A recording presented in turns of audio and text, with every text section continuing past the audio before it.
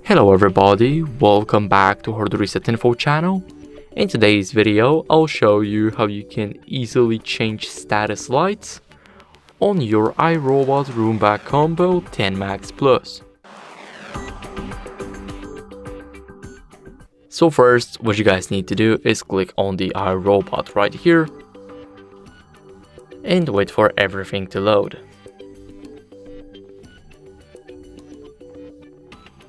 Now we need to scroll down until we see product settings, and here we need to click on status lights, as you guys can see.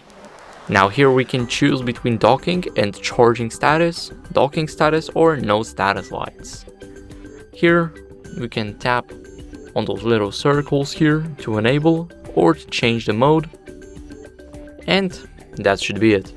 Thank you guys for watching, make sure to leave a like, subscribe, and see you in the next video. Bye.